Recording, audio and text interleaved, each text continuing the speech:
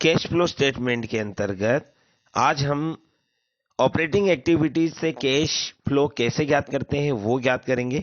सर्वप्रथम हम net profit लेंगे जो कि बिफोर एक्स्ट्रा ऑर्डिनरी आइटम और टैक्स से पहले का होगा।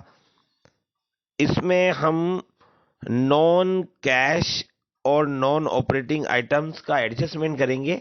नॉन कैश और नॉन ऑपरेटिंग आइटम्स जो होते हैं उनमें से कुछ को लेस किया जाएगा और कुछ को ऐड किया जाएगा। अब ऐड किसको करना है? वे नॉन कैश आइटम जिन्हें हमने प्रॉफिट एंड लॉस अकाउंट के डेबिट साइड में लिखा है उनको हम ऐड करेंगे, जिनमें डेप्रिसिएशन एंड अमोर्टाइजेशन, मूल्यह्रास और परिशोधन, transfer to reserve and provisions, जिसमें जितने भी रिजर्व में है और प्रोविजन में हमने ट्रांसफर किया है वो आएगा। पीबीडी यदि इंक्रीज हो रहा है तो आएगा। गुडविल और प्रीलिमिनरी एक्सपेंसेस रिटर्न ऑफ, ख्याति और प्रारंभिक व्ययों का यदि हमने अवलेखन किया है, उन्हें प्रॉफिट एंड लॉस अकाउंट के डेबिट साइड में लिखा है तो उसे वापस ऐड करेंगे।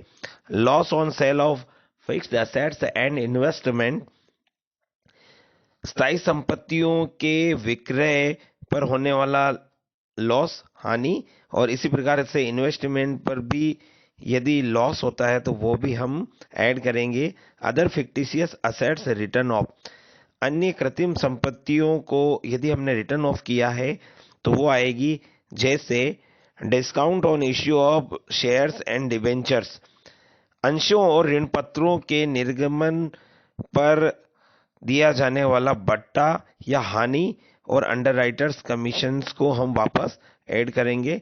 इंटरेस्ट एंड डिविडेंड पेड, यदि हमने इंटरेस्ट और डिविडेंड चुकाया है तो आएगा।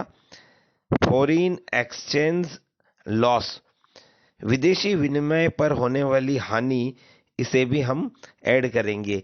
ये तो वो नॉन कैश और नॉन ऑपरेटिंग आइटम थे जिन्हें हमने जोड़ना है। अब हम उन नॉन कैश और नॉन ऑपरेटिंग आइटम्स की बात करेंगे जिन्हें हमें घटाना है। हम किसे घटाएंगे? जिनको हमने प्रॉफिट एंड लॉस अकाउंट में क्रेडिट किया है, ऑलरेडी क्रेडिट कर रखा है, उनको हम घटाएंगे। Gain on sale of fixed assets, स्थायी संपत्तियों के विक्रय पर होने वाले लाभ, और इसी प्रकार से इन्वेस्टमेंट पर होने वाला लाभ है उसे भी हम लेस करेंगे। इनकम फ्रॉम इंटरेस्ट और डिविडेंड ऑन इन्वेस्टमेंट, यदि हमें ब्याज और लाभांश की प्राप्ति होती है विनियोगों पर तो उसे भी हम लेस करेंगे। एप्रिसिएशन, मूल्य वृद्धि अगर है तो उसे लेस करेंगे। रिजर्व रिटर्न बैक, यदि कोई रिजर्व वापस लौट कर आता है तो उसे भी हम लेस करेंगे। Foreign exchange gain, foreign exchange loss को हमने ऐड किया था, अब हम फॉरेन एक्सचेंज गेन को लेस करेंगे। नॉन कैश और नॉन ऑपरेटिंग आइटम्स के समायोजन करने के बाद हमें जो प्राप्त होगा, operating profit before working capital change प्राप्त होगा। इसके अंदर हम वर्किंग कैपिटल के अंतर्गत करंट असेट्स और करंट लायबिलिटीज का समायोजन करेंगे।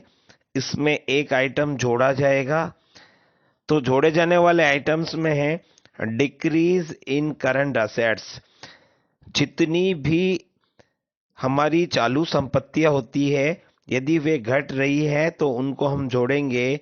इसी प्रकार से इंक्रीज इन करंट लायबिलिटीज, यदि चालू दायित्वों में अगर वृद्धि हो रही है तो उनको हम जोड़ेंगे। इसी प्रकार से घटाना किसे हैं? इंक्रीज इन करंट असेट्स, यदि चालू संपत्ति में वृद्धि होती है तो उसे हम लेस करेंगे, और ठीक इसी प्रकार से इंक्रीज इन करंट लायबिलिटीज, यदि चालू दायित्वों में कमी होती है तो उसे भी हम लेस करेंगे। इन दोनों का समायोजन करने के बाद जो हमें प्राप्त होगा, cash generated from operation before tax. इसमें से यदि हम टैक्स इनकम टैक्स को लेस कर लेंगे तो इनकम टैक्स को लेस करने के बाद cash flow before extra ordinary item आएगा, और इसके अंदर यदि कोई एक्स्ट्रा ऑर्डिनरी आइटम है तो उसे एड लेस कर लेंगे, और लास्ट में जो बचेगा वह net cash flow from operating activities कहलाएगी। प्यारे बच्चों, आप हमारे YouTube चैनल अकाउंट्स गुरु राजकुमार तोलंबिया को लाइक कीजिए, सब्सक्राइब कीजिए। आगे हम और भी बहुत सारे सवाल और उदाहरण लेके आएंगे। Thank you.